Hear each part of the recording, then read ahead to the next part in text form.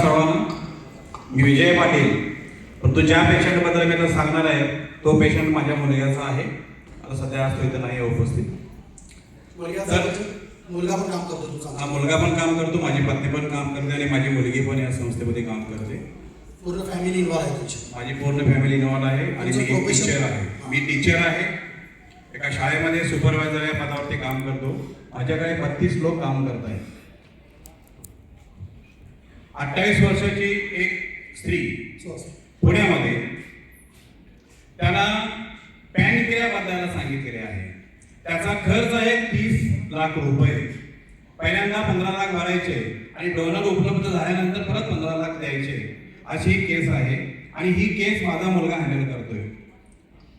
माझ्या मुलग्याला ज्यावेळी फोन आला त्यांच्या मिस्टरांचा, त्यावेळेला माझ्या मुलगानं खूप त्याला काही समजावून सांगायचा प्रयत्न केला, पण तरी विश्वास ठेवला नाही. शेवटी त्याने एकच केलं की तुम्हाला पॅनक्रिया उपलब्ध झाली का? ते म्हणजे अजून सध्या तरी झालेली नाही. पण तोपर्यंत आमचे उपचार तुम्ही घ्या. एक आठवड्यानंतर त्या मिस्टरांचा त्यांच्या फोन आला आणि आमच्या मुलानं अँटॉक्सिडी आणि टी दिला. आणि एक आठवड्यानंतर माझ्या मुलानं त्यांना परत फोन करून विचारलं पाहिजे काय झालं.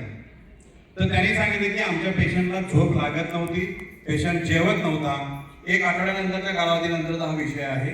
आता तो पेशंट व्यवस्थित झोपतोय पण आणि चांगलं जेवण पण जेवतोय. आठवड्यामधला हा फरक आहे. पाहूया आपण एक आव्हान स्वीकारलेलं आहे, काय होते.